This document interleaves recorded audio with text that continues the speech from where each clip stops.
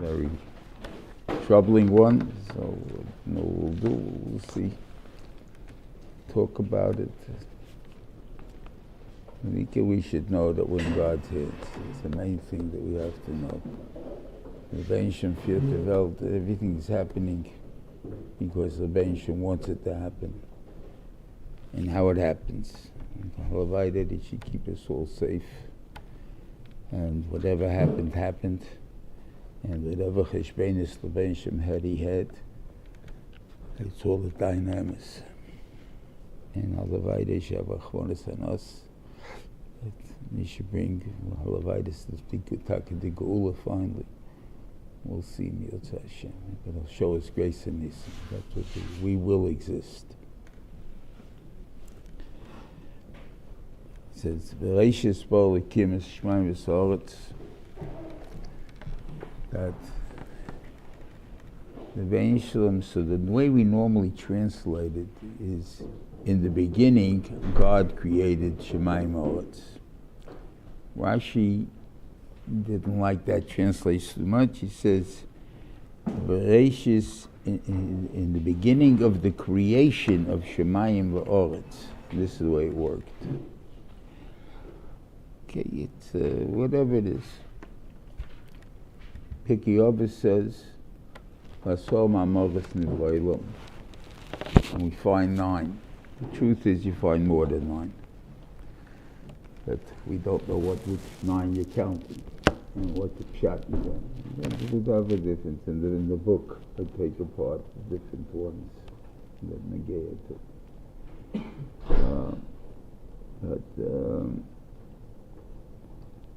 But the Gemara comes out and says that there's only 9, the Rishonim say there's only 9. It says Beraishis is also a member. Okay. Beraishis doesn't seem to be a member. Beraishis, how is that a member of saying be created or do something or whatever it is? And then you got to call it. We have in the time. That was a kashis that on it was in the time of the Greeks, the Ptolemy's time.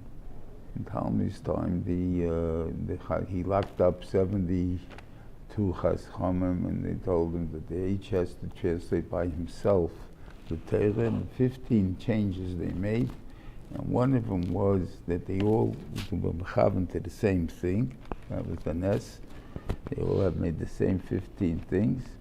Was that instead of saying Beraishis bo Elokim, it says Elokim bo Beraishis. So what does that mean? Beraishis was like you may think it's a mistake. That's a person meinich. It's a god like called Rashis, and Beraishis created God.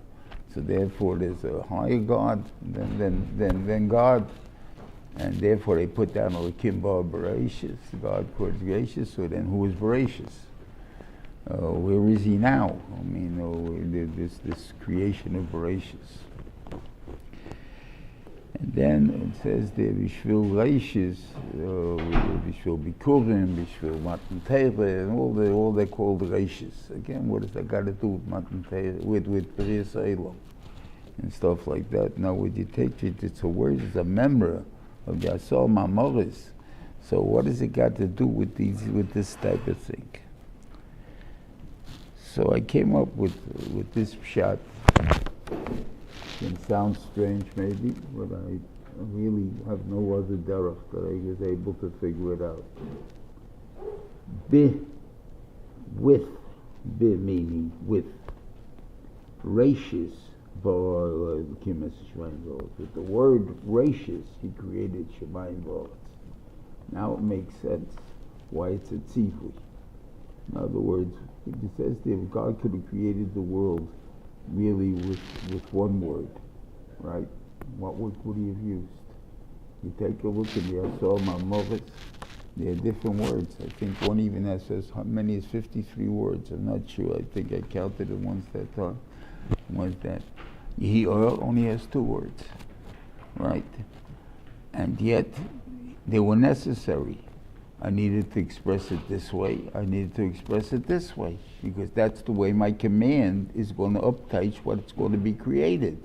If that's the created, that's the pshat, how can I say only one word, Beraishis?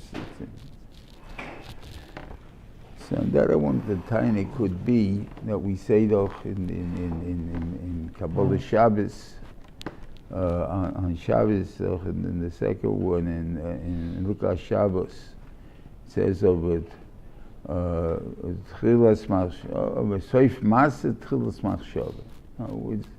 The Rebbeinu made Shabbos was the last thing, but it was the first thing in his mind. So obviously to God there is also a difference between mind and action. What it is, I don't know. But whatever it is, but you see that the Mekubal put it into an expression that there is such a thing by God as something called imagination and doing. So I would think it would mean this way. The Rebbeinu would plan in his mind, Kavayochel, that this is what I want created, and then he would say, create. And that would be the end of it. It would be all created the way you wanted it to be.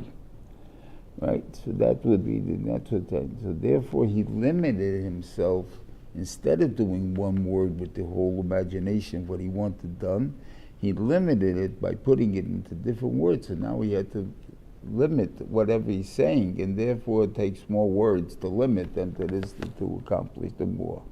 If we use that shot, then whatever he wanted as Beraishis, as the beginning, whether it's considered the world was actually created like the Rashi or like the Ramban, that was God created elements, and from them they built the world, and therefore Beraishis only made elements, or whether Beraishis he created the whole world, but he covered it up, and he didn't bring it up into being itself until he was mitzvah it. But everything was created immediately, the first day, the first second. So, but he didn't bring it out to the world. And the thing of it is, but whatever it is there, so there was a step that he made called Beraishis. And that Beraishis is what he imagined. So that's all the base. So now it made, the question is, why do you use the word Beraishis instead of using the word Betchila or Haschel or some other word of command that he would have went. So there he's telling you, Bishvil this, Bishvil that, whatever it is there. And now you'll see the same thing. Beraishis, with the word Beraishis, Bara Elikim es Hashemayim v'Haaretz, or it would be saying Beraishis, with the word Beraishis, he created God. Therefore it doesn't tell us who did it, but that what is it? So to take it away, it says Elikim bara Beraishis. He created with Beraishis, not that Beraishis, he was created through Beraishis. That would be the point. So now I think we answered all those points.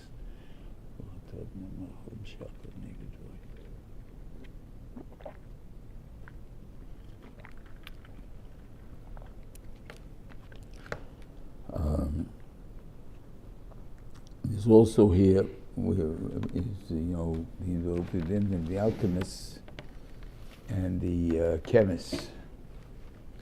And if you ever took chemistry, I don't think it was in physics, and I think it was in chemistry. You learned about the atom table, atomic table, and all the different elements, and what they weighed, and whatever it is, and goes according to the atoms, and so forth. And they used to make fun. I mean, my teacher did of all the alchemists that held there was only four elements, and basically Chazal held like the alchemists. Like it is, and here's it is. Shemayim v'Haaretz hos hoisa soyu v'voyu v'choshech al pnei sohim, and v'ruach elikim. That's ruach is gas. Ma'brachas al pnei amayim is water, liquid. Soyu v'voyu, I think they touch up as the earth, and the thing that, and choshech is. Was energy. Right? In other words, it's a black fire. We had the black fire on top of white fire. That is the concept of black fire. whatever that means. The alchemists don't talk about energy.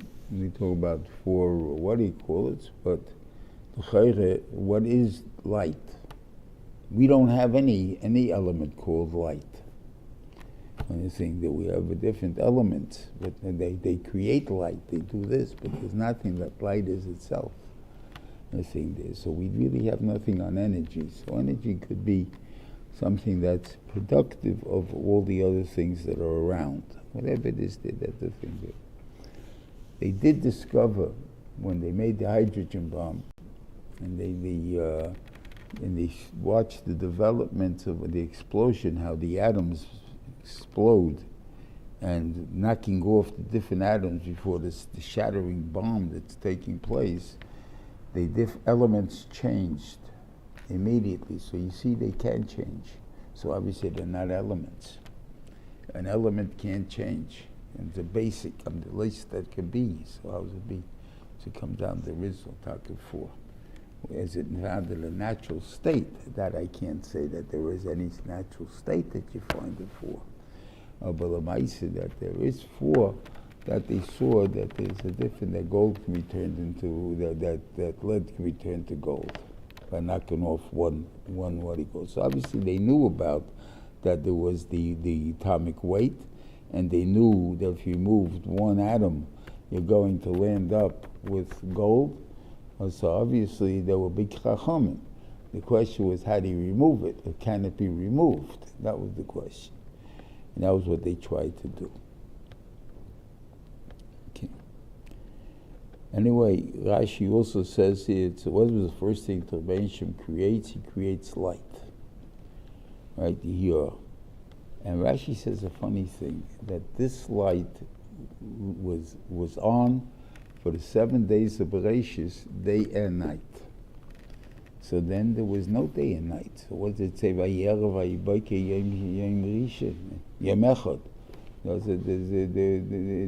never changed. It was always light. So Shiva Zatzal once timed that it didn't mean that there wasn't any darkness at the time. There was darkness. The darkness was in pockets. In other words, a person had the ability, there was no people at that the first day. Well, the idea is that there were pockets, that it's made, and we have it now, Bisman Aseh, that we have. I can go to sleep and sleep in the daytime too. Is the daytime made to sleep? No, the daytime is not generally made to sleep, made to accomplish things. So what am I doing in the daytime? I'm supposed to be working, right? On the other hand, I happen to like to have a lot of good time at night. I want to sit and learn at night. I want to sit and do whatever it is. So when am I going to sleep? So I sleep in the daytime. So obviously I can sleep in the daytime. So I can turn day into night, night into day. And that is the choice that the Beraishis showed that a person can do. In other words, there were pockets. You can want to live always in darkness, means you always want to sleep, you always want to do this. You can do that. You can go there 24 hours a day. You can go from one spot to the other spot. You want to live in light, you can do that for 24 hours a day. You can go from one to the other. And that's the chaos that we have. But in reality, the world is made that we should regenerate ourselves at night in order to be able to work in the daytime. But Lamai said that we have able to take some time from the day, whatever it is. Now you'll tell me we need a certain amount of regeneration. That's true. I think, it used to be 8 hours of sleep. I think science has come up with a new thing that's saying that a person needs 10 hours of sleep. That to be the true optimum working is 10 hours. Truth is, if you slept 10 hours a day, when are you going to work? Right? And one of the big zachen of learning the 48 things that Talmud Chacham is miyachina, less sleep. So less sleep means less than 10 hours, and less than 8 hours, and less than 6 hours. Right? So how do you do that? If you need that to generate you. So you must say two things. You can say that first of all, that in overall accomplishment, working more hours at less optimum keches will be more productive than working at full power at less time. That's one thing. And maybe that's part of the Yetzer Hara. Like, I'll get better, I'll do better if I sleep now and stuff. And now I have to judge myself if that's the Yetzer Hara or my tiredness, or I can't.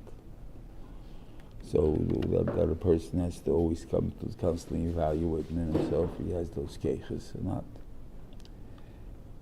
There's one other pshat I wanted to say. Yeah, I wanted to kind of. I think the Goyen always amazed me, the Vilna Goyen. The stories about him is that he never slept more than a half hour at a time.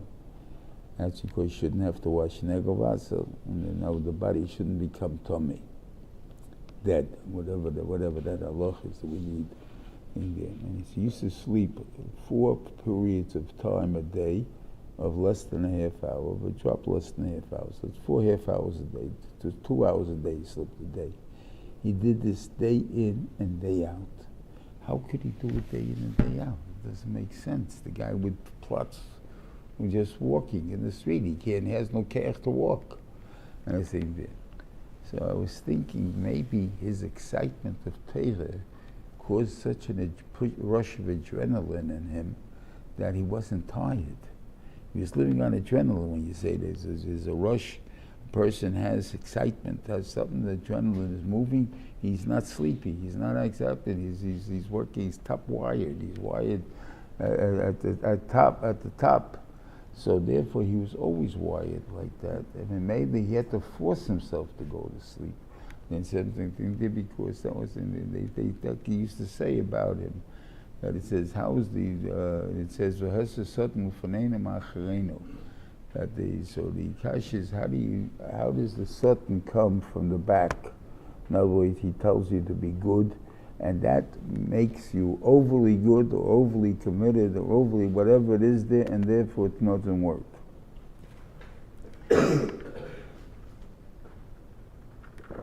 Yes, how's the going?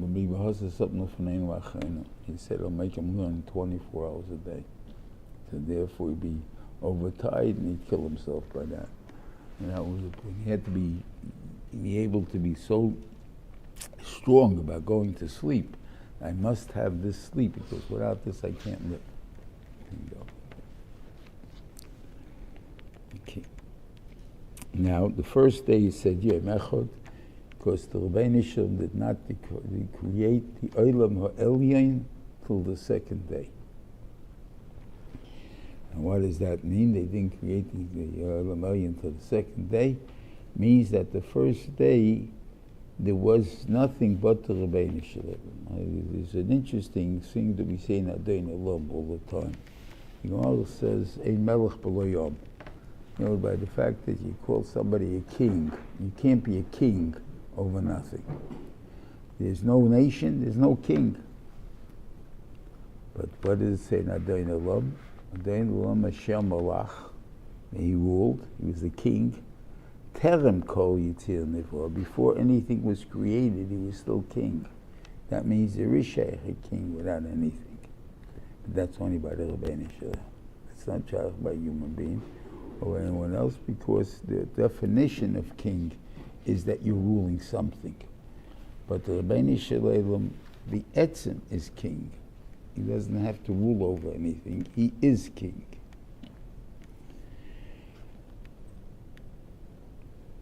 Okay. Now, and that would be the kasha, like how come on the Yom Sheni, the Rebbeinu Shalom only did one thing. He split the Rekiah. He made the Rekiah, whatever it is, the top waters, meaning the heavens, which is water. Where it is, I don't know. Where is heaven? I can't have no idea. The Zion Rekiyas, the Zion heavens.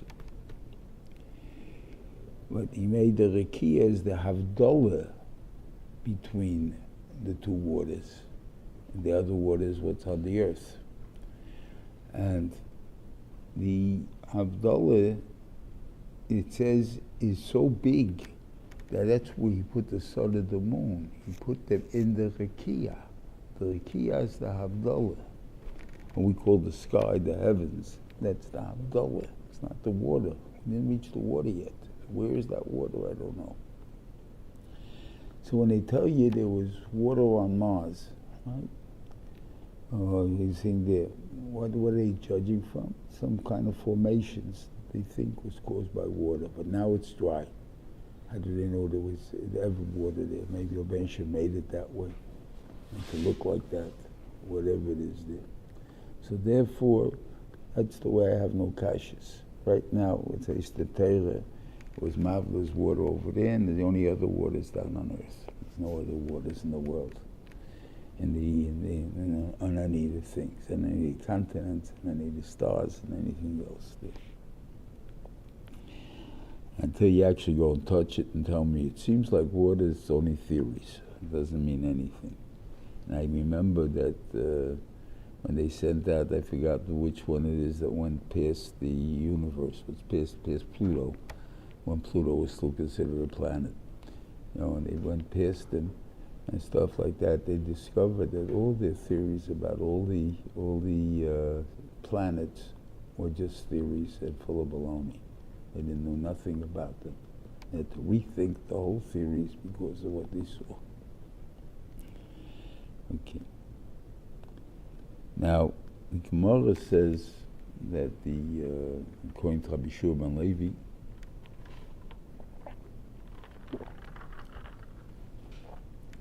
that a person is midos, or according he's born with them, according to the day he's born. And if a person is born on Monday, he's an angry person, because it says that he split the world, split the Shemayim with the waters, so that caused a riffian, that caused like a fight, whatever it is, so that person is an angry person is one of them. So l'chayre, if that's the truth, then he seems to be born with a disadvantage. He's angry already. He has to be kavish the smita of anger to be able to advance and have a shalom and everything else in the world.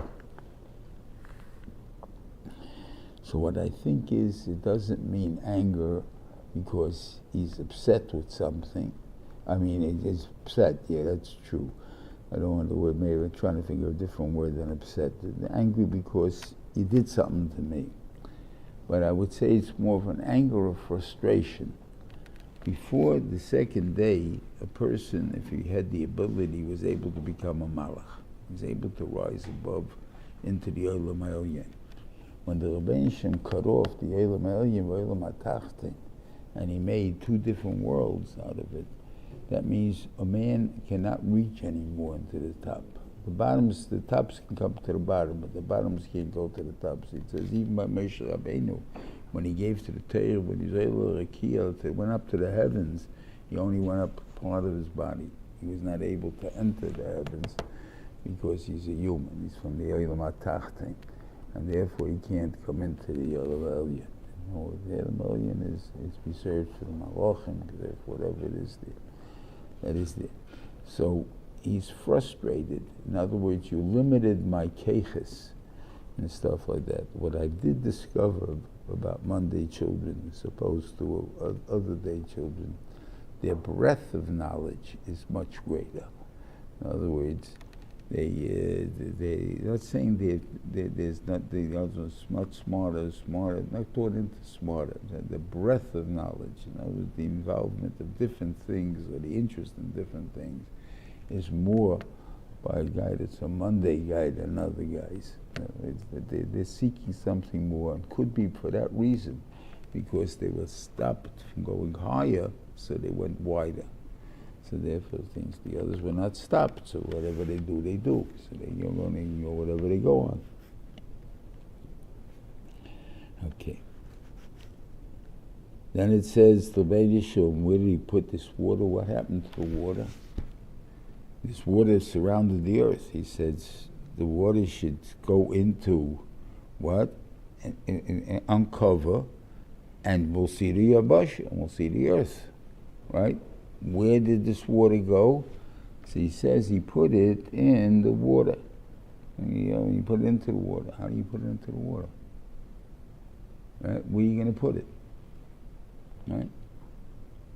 So I tiny, that's what's called the ice, the glaciers and stuff like that. The water, the ice in the world, if it would melt, would drown the whole world. That's the water the Beraishis put it. But where did he put it? He put it into the water. And that's what it is. It's in the poles. It's in the what he called, but it's in the water. And you have the same thing.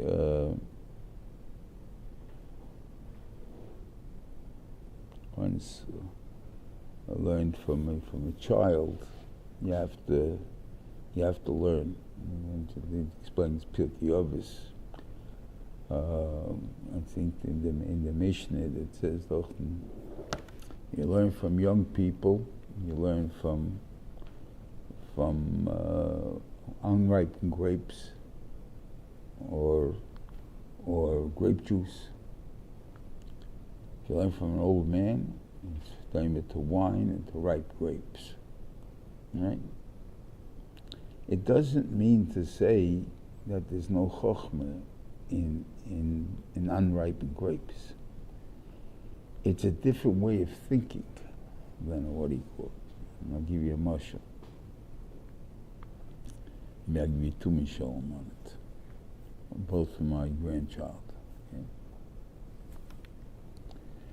One was, the Ganze Shad says, the Shifra Hayom saw more than Yecheskel Ben Busi saw. So the kasha becomes, why are you calling her a Shifra Hayom? She's a Neviah greater than Yecheskel. So she's a Neviah. She happens a job to be a Shifra. That's not a bezoyan. That's my job. I'm a Shifra.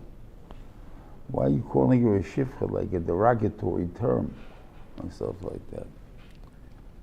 So the Balei Musa looked for an answer that it was because it came fast, wasn't parted them completely, and therefore there was still at the level, they were still really a Shifra. Okay, maybe. I understand that it is. He said a very simple thing. The heavens, what was the water, when by Kriyas Yamsuf, what happened? All the waters in the world split. What is the Shemayim made out of? Water. So when it split, you saw the Kinkasha. So I've heard objections to this. Yeah, but to be able to see, even when it's open, you have to be Reichem Adrege. That's what the Nevuah is there. No, very true, very true. Maybe so. But I can prove you it's not like that. It says over there that when Nebuchadnezzar threw Hananiah, Mishael, Azariah into the Kivshan Eish, and he says, I see 4 people walking, and one looks like a Malach Elikim. So the kasha was, how did Nebuchadnezzar know what a Malach Elikim looks like? So he says because he was in the army of Sancheiriv, and when they were wiped out, the Malach came and wiped them out. Only 4 people remained alive, and he was one of them. So when he saw the Malach, so he saw the Malach, and this guy looks like that Malach. So Nebuchadnezzar was a Rosh. He was not a guy that should have been able to see Malachim, right? With people died, but they wouldn't. Why do you see him? So obviously, if the Malach is there, you can see him. And by Hagar, the same thing. He says, how did Hagar know there was a Malach when the Malach spoke to her? It's because she was used to Malachim, because she hung around the Sora, and therefore wherever Sora was, there were Malachim. So she saw the Malachim all the time. So therefore she saw, so even though you're not worthy, you do see if it's open. Now you'll tell me I could be blinded, that could be, but under normal circumstances you should be able to see.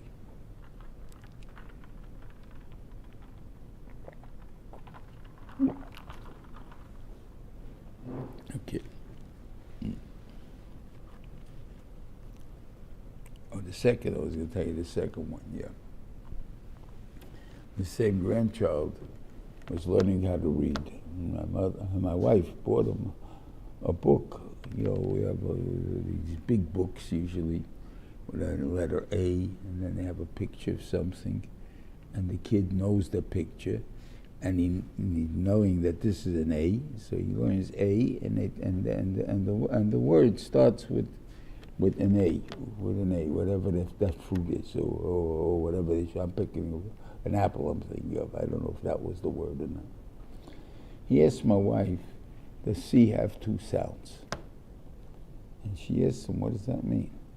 He says, "Well, it says by cat.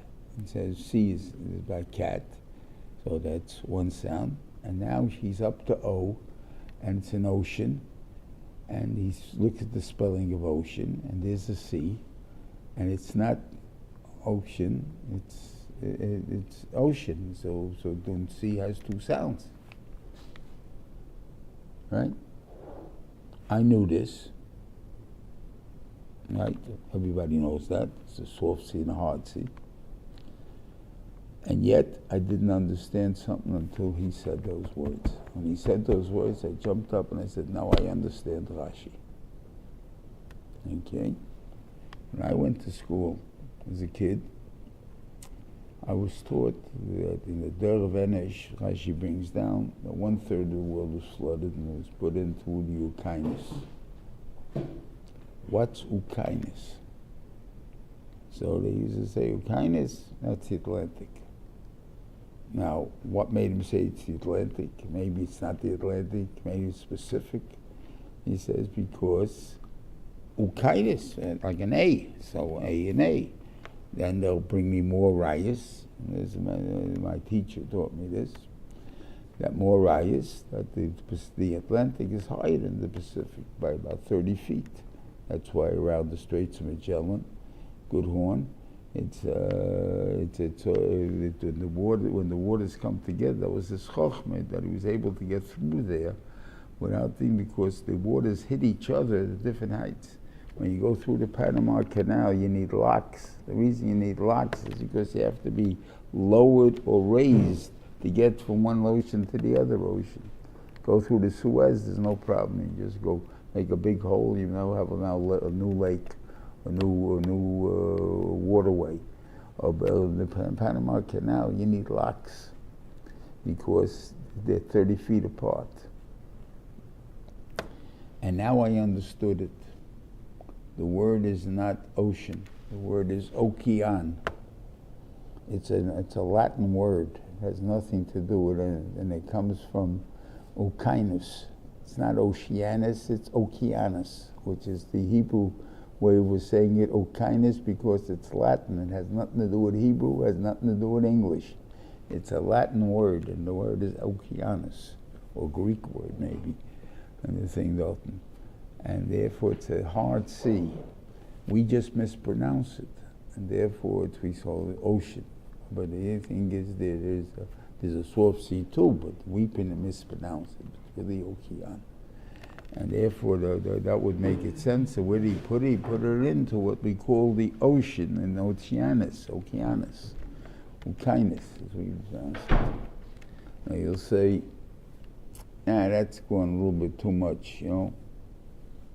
So I'll tell you a psak of the Rosh Hashiva, which is Negeya. When you write a get, you have to put down all the names and nicknames of the person, of the husband and of the wife. So her name is Malki, called Mali, called this, and whatever it is, and 50 names, whatever it is, that you have to write down. But to put down, let's say, from David, David, called David, you don't have to put down, because David is David. Now, why is David David? Because, well, David is David. So I'll tell you without Negresha Teres, it's not David, it's David. Oh, they're mispronouncing it. That's exactly what's happening. They're mispronouncing it.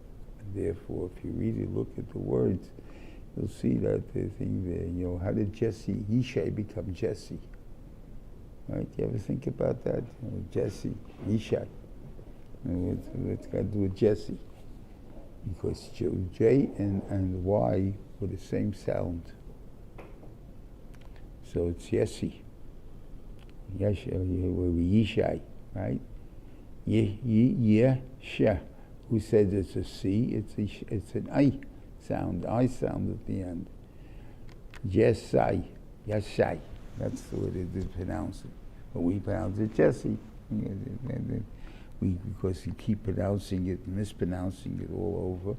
And why is from one part of the country, a guy from Boston doesn't speak like a guy from New York, and a guy from Brooklyn don't speak like a guy from there, and a guy from Chicago, and then as I don't remember,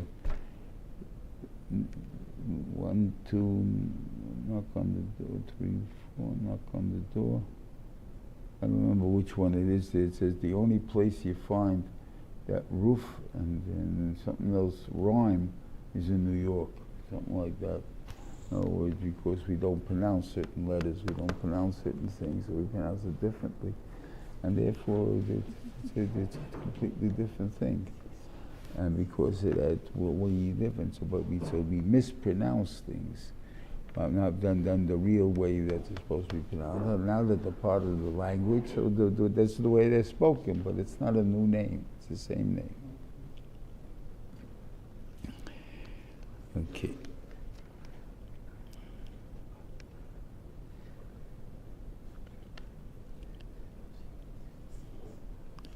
You have I guess a concept of understanding of how you listen to commands. So Beraishis commanded the Earth that it should be teitzi, trees that are zare boy, and whatever it is there. So in other words, it should be peirei, the eitzei, the period should have the same time.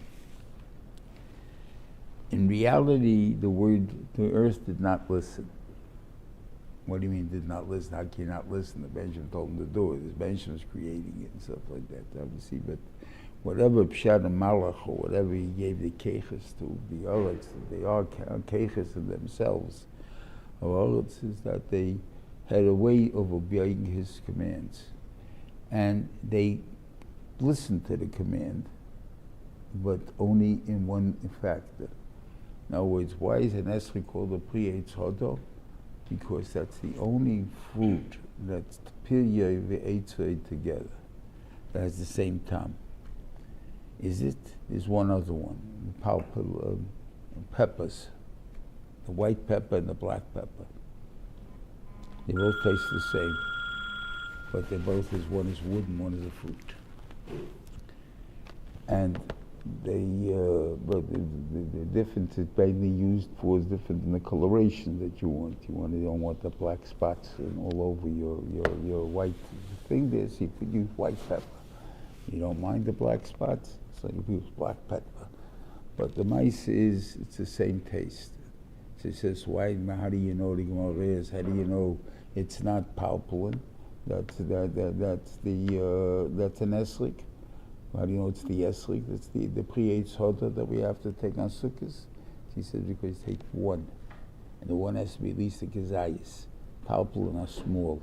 It means you have to take a whole handful of them before you get the shiur.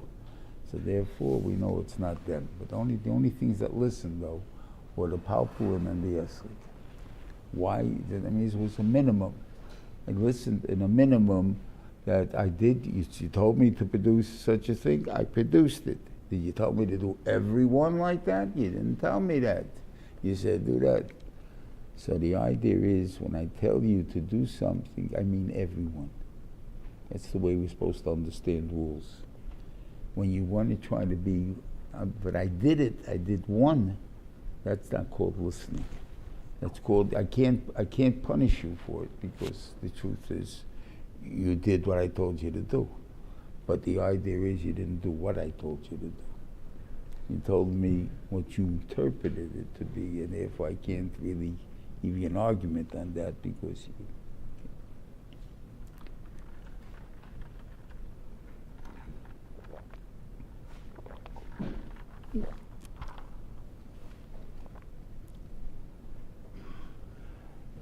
Yet the Oretz, let's say, was not punished right away for this.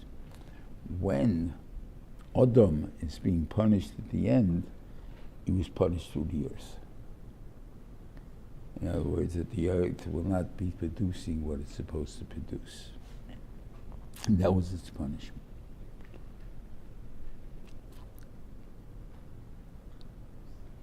Okay.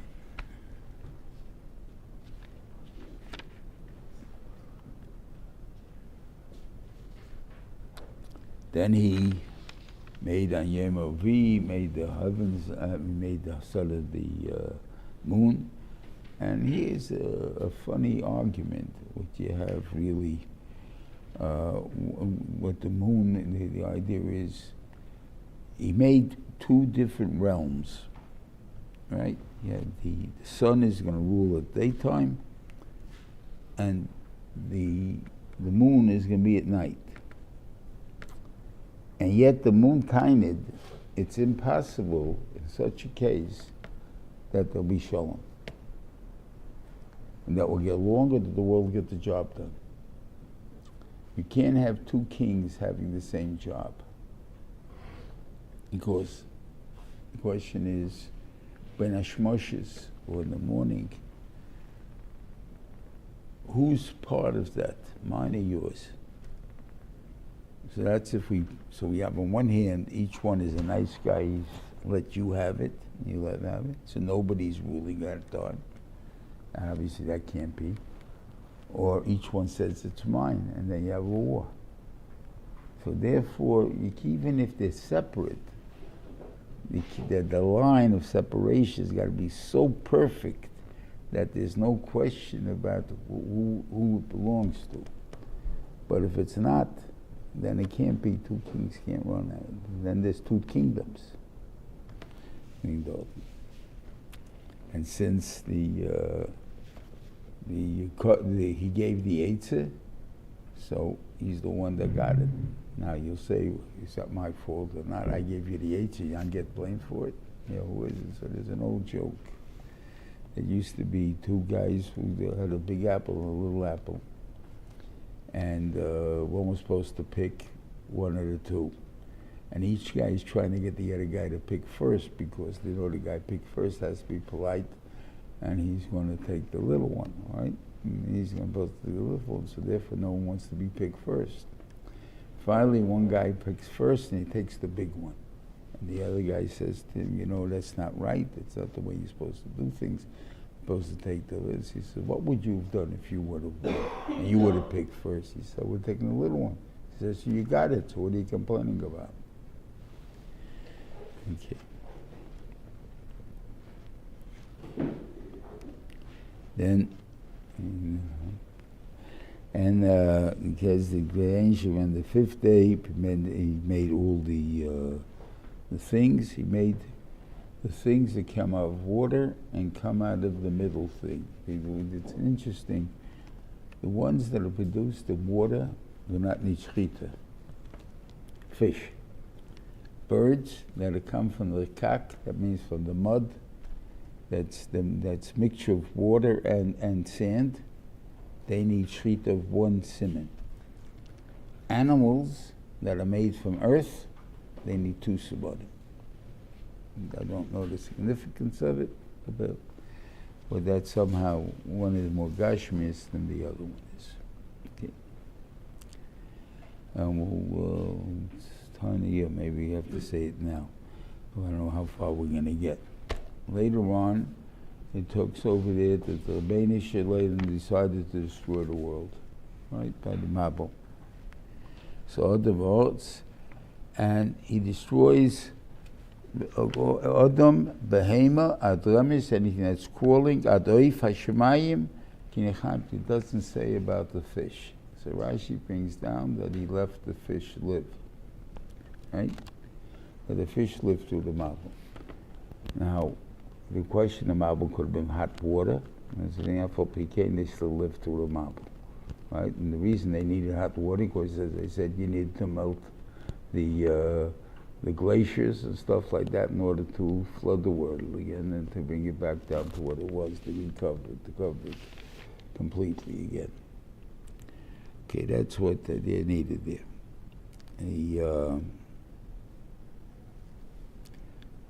So the question is, why did the fish live? So you can say they didn't eat from the Eitz Hadas. Okay, good. I guess how are you going to feed them from the Eitz Hadas? Even though he could have just thrown it into the water and they would have eaten from the Eitz Hadas. Okay, I can't answer that. I don't know. But mashma that the fish, Rashi says two reasons why the fish lived. Because he created anything that lives for man or was for the purpose of man. Let's see the Rashi over there.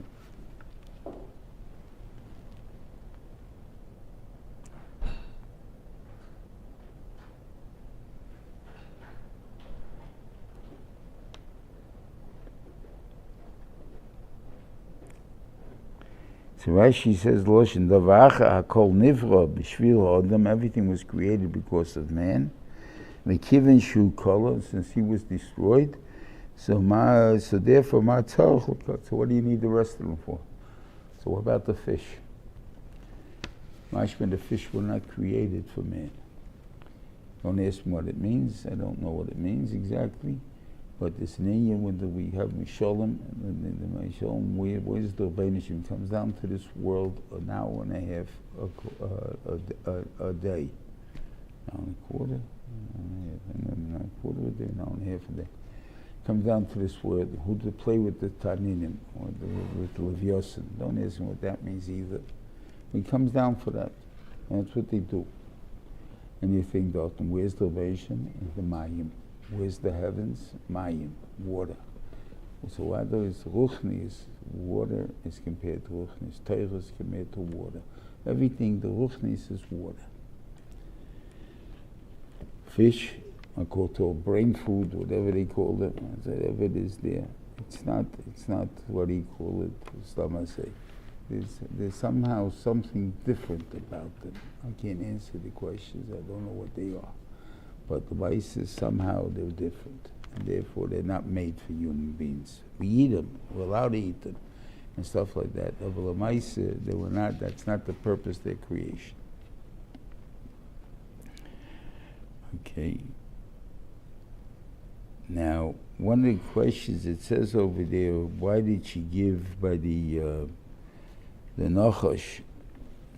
That's also to understand what his plans were. What was the Nachash's plans? So one of Pshatim is he saw them living together, Adam and Chava, since he looked like a human being. He walked on 2 feet, no one the Nachash looked like a regular thing. They say he was a worker. I see there. So he was Nesava for Chava. So I don't understand that. If that was his purpose and there was Nesava for Chava, so therefore what did he do? We got her to touch the Eitz Hadas and eat from the Eitz Hadas first and then give it to her husband. So she's going to die. So he's not going to have her anyway. So what was the point of his whole plan? So obviously that wasn't his plan. His plan was to take over the world. He was wanted to replace Adam. And Adam and Chava were there. So it says that why did Chava give it to her husband? Because she didn't want to that he should be around, she should die, and he should live, and that he'll marry somebody else. Certain type of jealousy of somebody not around not even the thing to have jealousy of a person, but the idea that my husband will have someone else, not me. That was something that was a tremendous jealousy that she had, and therefore she gave to her husband to eat too. Now, how he ate? Did he eat willingly or didn't eat willingly? And did he know about it? That it was Eitz Hadas? If he didn't know what it was, so why was he punished? And the stuff like that. Maybe he was a chanonis and stuff like that. So I've heard pshatim even from Rashi, from a friend of mine. I have to ask him again the Rashi, how he saw it in the Rashi. And that pshat is that Adam made his choice to eat from the Eitz Hadas and take Misa, that they should be together and the thing over there. No, not he shouldn't be later than her or whatever it is there. That they should be together. Okay, whatever that means.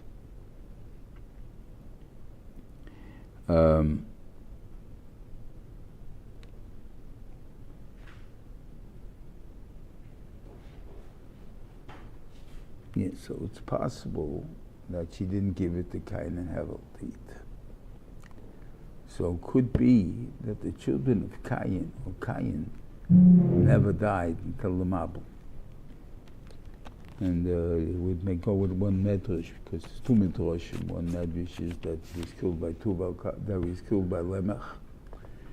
And the other pshat is that he lived till the Mabul, and therefore he would be the longest living human being ever, was Cain. He lived until the Mabul. Why? Because he never ate when he ate Hadas, and therefore it didn't affect him.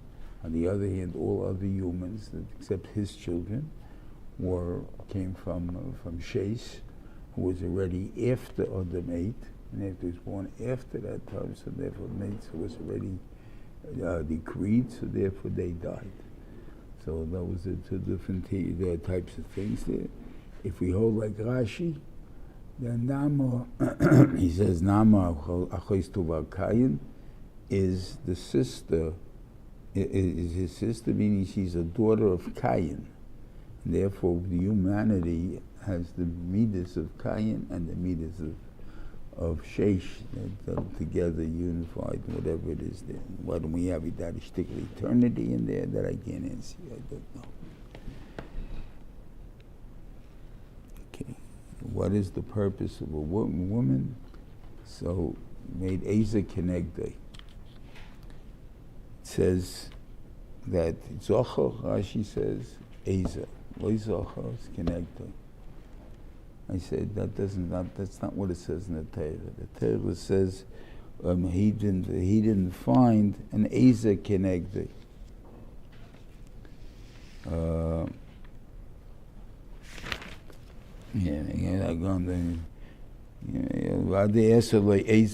going to make him an Eza Kenegdei.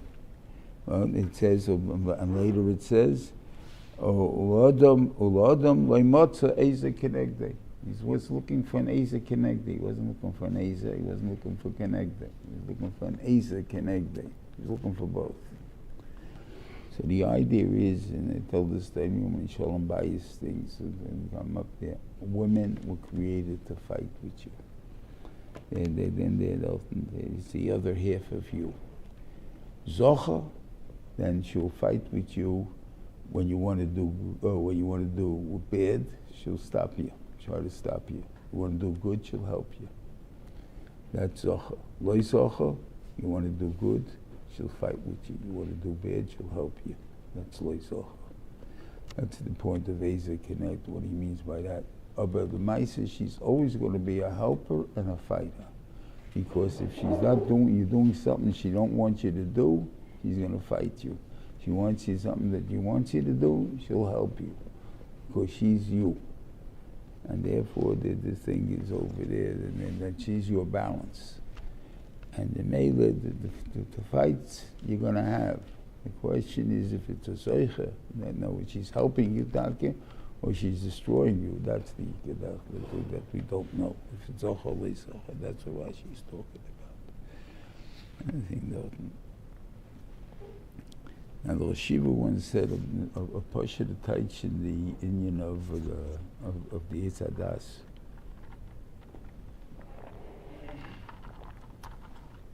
Like, what was the purpose of it? No, that's not my business, and obviously we can't ask that question. They should have things that, well, we can try to interpret something, learn something. He said every time Adam Arisha walked past the Yitzadas, he would look at it and he'd say, hey, that tree looks good. I don't have a Yetzer Hara for it. That's what I'm going to tell you. That's what I'm going to explain what the Yitzadas gave it. I don't have a Yetzer Hara for it. You walk through Chinatown and you'll see all the different vegetables and fruits that they have over there. I don't think anybody has a Yetzer Hara to go sit down and eat it. Go in before Rosh Hashanah into the supermarket, $7 this little fruit, and I don't see any goyim buying it. Even the Yidden, I don't see buying it too much because it's $7, and I don't know what it tasted. I tasted last year. I don't remember what it tasted like. No big Yetzer Hara for it. Except I need a Shechianos are buying it. So what are you buying? There's no Yetzer Hara if you didn't taste it yet. So therefore, He's looking at it. There's no Yetzer Hara. But I don't see any reason that it shouldn't be eaten. God created it. Obviously, He made it for some purpose, and at least we should eat it, right? So therefore, he says, so I should go and eat it. But God said no. The owner of the garden said no.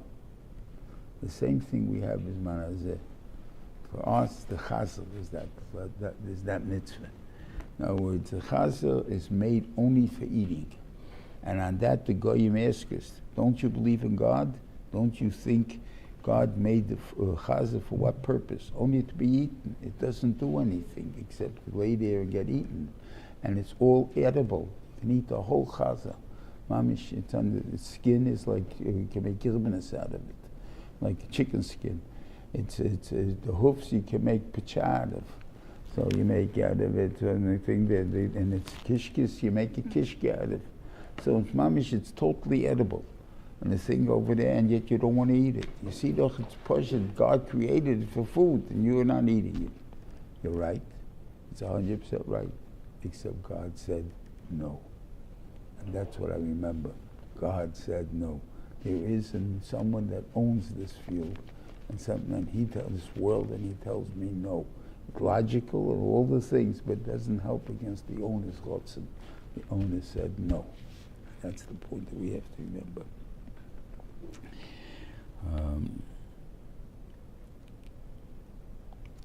One other thing I wanted to say, and I've slipped my mind already.